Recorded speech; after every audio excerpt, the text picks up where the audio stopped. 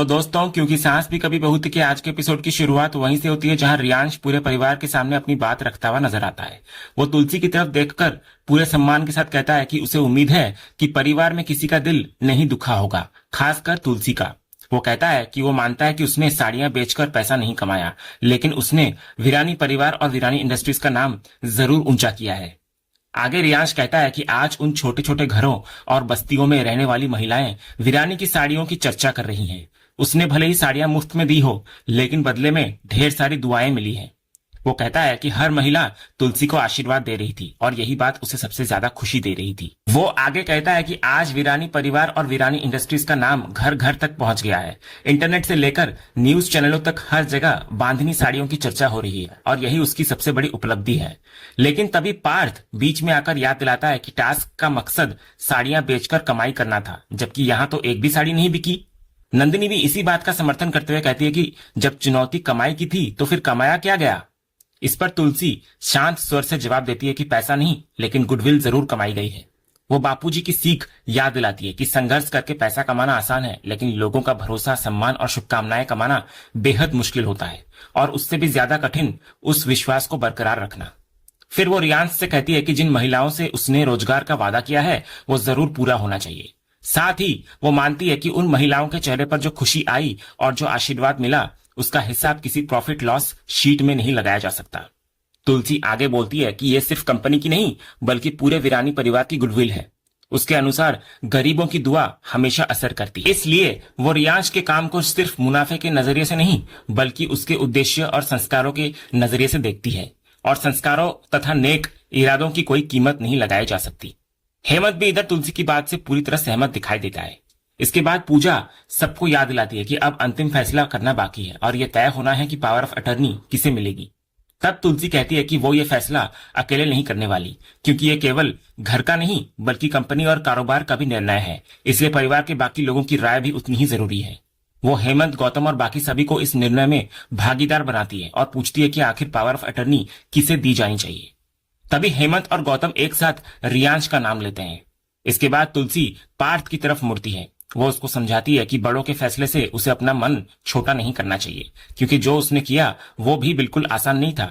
एक ही दिन में 5,000 साड़ियां 4 गुना मुनाफे पर बेचना किसी बड़ी उपलब्धि से कम नहीं है। लेकिन तुलसी ये भी समझाती है कि केवल उत्पाद बनाना और उसे बाजार मूल्य या उससे थोड़ा ज्यादा दाम पर बेचना लगभग हर कंपनी करती है, पर असली फर्क वहां आता है जहां बिजनेस के साथ समाज का भला भी जुड़ जाए, और उसकी नजर में रियांश ने वही किया है। तो इसी आधार पर पंचों ने यह राय दी है कि पावर ऑफ अटर्नी रियांश को मिलनी चाहिए। ये सुनकर नियति की खुशी का ठिकाना नहीं रहता। वो गर्व से अपने बेटे को गले लगा लेती है और उसकी तारीफ करती हुई नजर आती है। लेकिन तभी रियांश सबको चौंका देता है। वो तुलसी का धन्यवाद करते हुए कहता है कि वो इस सम्मान की कदर करता है, लेकिन सच ये है कि उसको पावर ऑफ अटर्नी में कोई इंटरेस्ट नहीं है। रियांश आगे कहता है कि उसने ये टास्क केवल इसलिए स्वीकार किया था क्योंकि उसे चुनौती दी गई थी। उसका स्वभाव ही ऐसा है कि वो हर चुनौती को पूरी भावना के साथ स्वीकार करता है, लेकिन इसका मतलब ये नहीं कि उसे अधिकार या पद चाहिए। इसलिए वो साफ कहता है कि पावर ऑफ अटर्नी पार्थ को दे दी जाए। तभी पीछे खड़ा पार्थ भड़क जाता है। उसे लगता है कि रियांश महान बनने की कोशिश कर रहा है और उसकी फेंकी हुई चीजें पार्थ को दे रहा है, जो कि पार्थ नहीं लेने वाला। लेकिन रियांश उसको शांत करने की कोशिश करता है। वो प्यार से उसे अपना छोटा भाई कहकर समझाता है कि उसने कोई चीज ठुकराई नहीं है। दादी जो दे रही है वो दिल से दे रही है। वो सिर्फ ये समझाना चाहता है कि उसे वास्तव में पावर ऑफ अटर्नी में कोई रुचि नहीं है। रियांश आगे बोलता है कि वो यहाँ किसी का दिल दुखाने नहीं आया। ये पूरा परिवार उसका अपना परिवार है और वो किसी के खिलाफ खड़ा होने नहीं आया। वो ये भी मानता है कि उसे अपने पापा की विचारधारा की ज्यादा जानकारी नहीं है, लेकिन उसने इतना जरूर समझा है कि जिस तरह बापूजी यानी कि उसके पापा कारोबार को देखते थे, उसका अपना नजरिया भी काफी हद तक वैसा ही है। फिर वो आत्मविश्वास से कहता है कि उसे व्यापार करना अच्छी तरह आता है। इसके बाद वो तुलसी की तरफ देखकर कहता है कि जो वो चाहता था वो उसे मिल चुका है। वीरानी परिवार का नाम ऊंचा हुआ, गरीबों तक साड़ियां पहुंची, ब्रांड की पहचान बढ़ी और तुलसी का नाम सम्मान के साथ लोगों तक पहुंचा। उसके लिए यही सबसे बड़ी जीत है। फिर वो दोबारा अनुरोध करता है कि पार्थ उसका छोटा भाई है, तो दोनों के बीच नोकझोंक जरूर होती रहती है, लेकिन फिर भी वो चाहता है कि यह जिम्मेदारी पार्थ को दी जाए। तुलसी उसकी बात सुनकर भावुक नजर आती है। वो कहती है कि उसका उद्देश्य कभी भी पावर ऑफ अटर्नी देकर रिश्तों में दूरी पैदा करना नहीं था, बल्कि वो तो रिश्तों को और मजबूत करना चाहती थी। तुलसी समझाती है कि पावर ऑफ अटर्नी कोई ऐसी चीज नहीं जिसे एक भाई दूसरे भाई को यूं ही पास कर दे। ये एक कानूनी जिम्मेदारी है। लेकिन उसे ये देखकर बहुत खुशी हुई कि रियांश ने कारोबार से पहले रिश्तों को महत्व दिया। और यही सोच परिवारों को मजबूत बनाती है। फिर अंत में तुलसी बोलती है कि उसका कभी भी इरादा अपने ही पोतों के बीच फूट डालने का नहीं था, बल्कि वो केवल कंपनी के प्रशासन में स्पष्टता चाहती थी, ताकि सभी को पता रहे कि आधिकारिक फैसलों और कागजी कार्रवाई के लिए किसके पास जाना है। सबसे ज्यादा खुशी उसे इस बात की होती है कि रियांश ने पार्थ के साथ प्रतिस्पर्धा बढ़ाने के बजाय साझेदारी का रास्ता चुना, और परिवार के बड़ों के लिए इससे बड़ी खुशी कोई नहीं हो सकती कि घर के छोटे मेंबर्स पैसों और अधिकारों की वजह से एक दूसरे से दूर न हो। इसके बाद तुलसी नियति की तरफ देखकर कहती है कि उसने अपने बेटे को बहुत अच्छे संस्कार दिए हैं। वो नियति को शुभकामनाएं देती है और उसके पालन पोषण की तारीफ करती है। ये सुनकर रियांश मुस्कुराते हुए दादी का धन्यवाद करता है। फिर वो अपनी माँ के गले लग जाता है। इसके बाद वो पार्थ को भी अपने पास बुलाकर गले मिलने का इशारा करता है, लेकिन पार्थ का गुस्सा अभी भी कम नहीं हुआ होता। वो कोई प्रतिक्रिया दिए बिना वहां से निकल जाता है। इसके बाद गौतम और हेमंत दोनों आगे बढ़कर रियांश को बधाई देते हैं और उसको गले लगाते हैं। जवाब में रियांश उनके पैर छूकर आशीर्वाद लेता है और कहता है कि उसे सिर्फ बड़ों का आशीर्वाद चाहिए। हेमंत भी उसे आशीर्वाद देते हुए उसके काम की सराहना करता है। अगले सीन में वैष्णवी रियांश के पास आती है और उसको बधाई देती है। इधर रियांश मजाकिया अंदाज में हैरानी जताने लगता है और पूछता है कि क्या सच में ये बधाई उसी के लिए है? तो वैष्णवी हंसकर बोलती है कि हाँ, क्योंकि उसने सच में अच्छा काम किया है और वो उसकी तारीफ डिजर्व करता है। तब रियांश मजाक में उसको सावधान करता है कि अगर उसका स्पैरो ब्रेन रोमियो ये सब सुन लेगा तो शायद नाराज हो जाएगा। तो वैष्णवी तुरंत पार्थ का पक्ष लेते हुए कहती है कि पार्थ ऐसा नहीं है। उसके अनुसार पार्थ काफी समझदार है। वो ये भी कहती है कि उसने खुद पार्थ के डिजाइन भी देखे थे और वे भी काफी यूनिक और शानदार थे, जिस पर उसे गर्व है पार्थ पर। लेकिन साथ ही वो मानती है कि रियांश ने बंदेज को प्रमोट करने का बिल्कुल अलग तरीका अपनाया। उसने कभी सोचा नहीं था कि बंदेज इतनी तेजी से वायरल हो जाएगा, इसलिए वो उसके प्रयास के लिए उसको धन्यवाद देती है। फिर वो कहती है कि काकी ठीक कहती है कि रियांश वास्तव में नेक दिल इंसान है। इतना बोलकर वैष्णवी जाने लगती है, लेकिन रियांश उसका हाथ पकड़कर पूछता है कि वो सच में ये सब दिल से कह रही है या सिर्फ फॉर्मेलिटी निभा रही है। तो वैष्णवी साफ तौर पर कहती है कि वो दिल से बोल रही है, क्योंकि उसने सच में अच्छा काम किया है। इस पर रियांश मुस्कुराकर पूछता है कि क्या इसका मतलब वो उससे इंप्रेस हुई है? तो वैष्णवी बिना झिझक मान लेती है कि वो काफी इंप्रेस हुई है। तभी दूर खड़ा पार्थ ये पूरा दृश्य देख लेता है। इधर रियांश कह रहा होता है कि वैसे तो दोनों दिन भर एक दूसरे की टांग खींचते रहते हैं, लेकिन आज जो तारीफ मिली है वो उसके लिए बहुत मायने रखती है। ये कहते हुए वो उसका हाथ थोड़ा और मजबूती से थाम लेता है। इसके बाद वो वहां से निकल जाता है। लेकिन कभी पार्थ गुस्से में वैष्णवी के पास पहुंचता है और उससे पूछता है कि अभी ये सब क्या था? तो वैष्णवी समझाती है कि उसने सिर्फ उसे बधाई दी थी क्योंकि उसने अच्छा काम किया था। तो पार्थ को यह बात पसंद नहीं आती। वो सवाल करता है कि अब उसे रियांश का काम अच्छा लगने लगा है, जबकि उसने भी तो उतना ही अच्छा काम किया था। वो चाहता है कि वैष्णवी उसका समर्थन करे, लेकिन वैष्णवी उसको समझाने की कोशिश करती है कि वो सिर्फ काम की बात कर रही थी। लेकिन पार्थ बात को पर्सनल स्तर पर ले जाता है। वो कहता है कि वो उसका होने वाला पति है और रियांश सिर्फ साथ काम करने वाला व्यक्ति है, इसलिए उसे उसी तरह ट्रीट किया जाना चाहिए।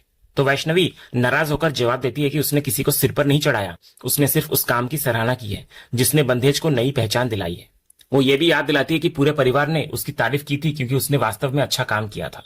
लेकिन पार्थ को लगता है कि वो लगातार रियांश का पक्ष ले रही है। तो वैष्णवी बार बार समझाती है कि उसने सिर्फ शुभकामनाएं दी थी, लेकिन पार्थ बात को अलग दिशा में ले जा रहा है। इसके बाद पार्थ अपने मन की सारी नाराजगी बाहर निकाल देता है। वो याद दिलाता है कि रियांश उसे बार बार नीचा दिखाने की कोशिश करता है, वैष्णवी को गोद में उठा चुका है, उसके लिए गुंडों से लड़ चुका है और अब उसके हाथ पकड़ रहा था।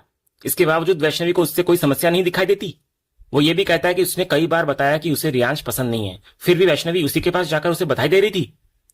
तो इस पर वैष्णवी ये सुनकर गुस्से में कहती है कि वो हद से आगे बढ़ रहा है, लेकिन पार्थ भी पलटकर तीखा जवाब देता है। आखिरकार बात इतनी बढ़ जाती है कि वैष्णवी रोते हुए कहती है कि अगर ऐसा ही चलता रहा तो वो वहां से चली जाएगी। तो गुस्से में पार्थ उसको जाने के लिए कह देता है और ताना मारता है कि जाकर उसी को बधाई देती रहे। इतना बोलकर वो वहां से निकल जाता है। तभी इधर दूर खड़ी तुलसी ये पूरा झगड़ा देख रही होती है। वो मन ही मन सोचती है कि पार्थ आखिर वैष्णवी से इस तरह बात क्यों कर रहा है और अचानक ऐसा क्या बदल गया। उधर वैष्णवी अकेली बैठी रो रही होती है। उसको सबसे ज्यादा दुख इस बात का होता है कि जो इंसान उसको सबसे ज्यादा समझता है वही उस पर शक कर रहा है। तभी रियांश वापस वहां आता है। वो कहता है कि वो अपना आईपॉड लेने लौटा था, लेकिन जैसे ही उसकी नजर रोती हुई वैष्णवी पर पड़ती है वो तुरंत पूछता है कि क्या हुआ। फिर वो अंदाजा लगाते हुए कहता है कि जरूर उसके रोमियो ने उसे डांटा होगा क्योंकि वो उससे बात कर रही थी। इसके बाद रियांश हल्के अंदाज में सलाह देता है कि शायद उसे उससे बात करना ही बंद कर देना चाहिए। तो वैष्णवी तुरंत इसका विरोध करती है। वो कहती है कि उसने कोई गलत काम नहीं किया था और सिर्फ बधाई देने आई थी। तो रियांश माहौल हल्का करने की कोशिश करता है। वो कहता है कि पार्थ अभी भी थोड़ा बच्चा है, बस लंबे कद वाले टेडी बियर जैसा। वो वैष्णवी को समझाता है कि वो खुद काफी समझदार है, इसलिए बेवजह रोने की जरूरत नहीं है।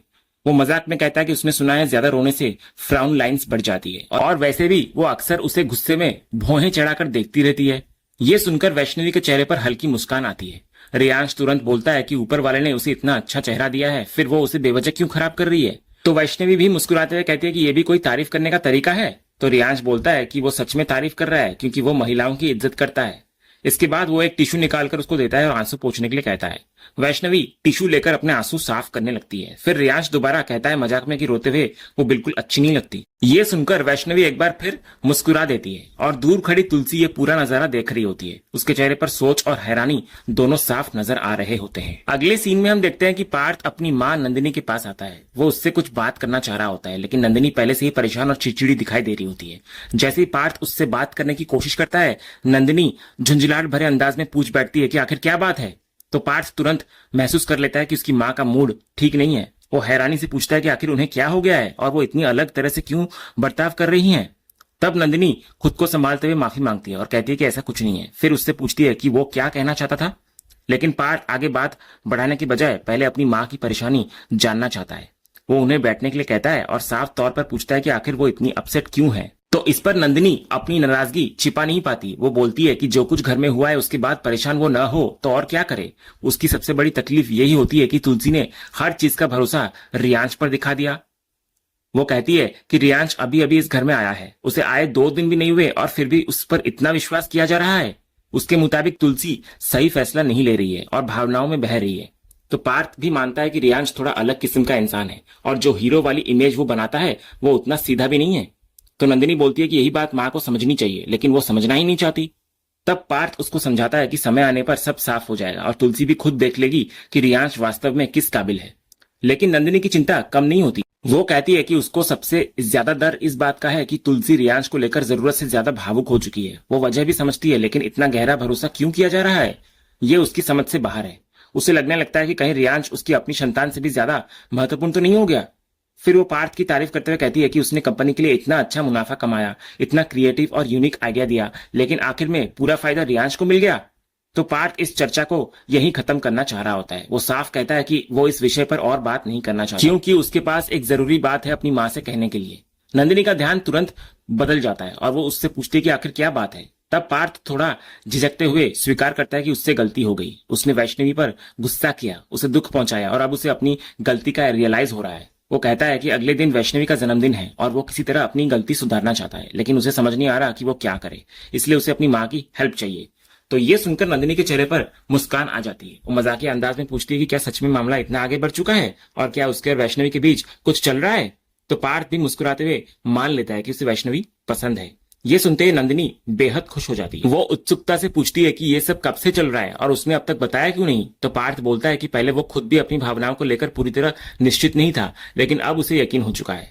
इसके बाद नंदिनी वैष्णवी की खूब तारीफ करती है। उसके मुताबिक वो बहुत स्वीट, संस्कारी और परिवार को महत्व देने वाली लड़की है। वो साफ कहती है कि उसे वैष्णवी अपने बेटे के लिए पसंद है। तो अपनी माँ की ये मंजूरी सुनकर पार्थ खुश हो जाता है और जाकर उन्हें गले लगा लेता है।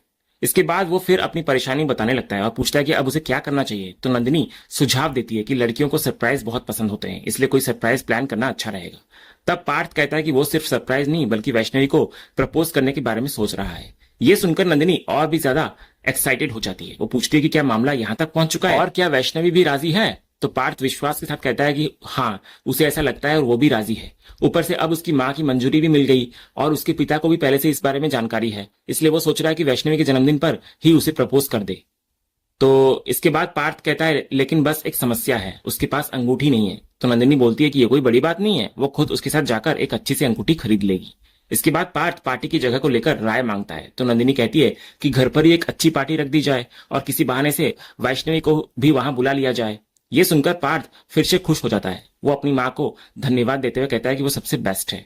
फिर वो आगे मुस्कुराते हुए कहता है कि वैष्णवी उसे अपनी माँ की याद दिलाती है। वो भी परिवार को सबसे ज्यादा महत्व देती है, ज्यादा बाहर घूमना पसंद नहीं करती और बिल्कुल उसकी तरह ही बेहद स्वीट और फैमिली ओरिएंटेड है। यहीं पर माँ बेटे के बीच का ये भावुक और खुशियों भरा पल खत्म होता है और इसी सीन के साथ आज का ये एपिसोड यहीं पर खत्म होता है। तो दोस्तों, आपको आज के एपिसोड का कौन सा सीन सबसे ज्यादा पसंद आया हमें कमेंट बॉक्स में जरूर बताएं। अगर आप क्योंकि सांस भी कभी बहू के फैन हैं और कोई भी अपडेट मिस नहीं करना चाहते तो हमारे इस चैनल को सब्सक्राइब करना ना भूलें और बेल आइकन को भी जरूर दबाएं। हम मिलते हैं अगले एपिसोड के अपडेट के साथ, तब तक के लिए धन्यवाद।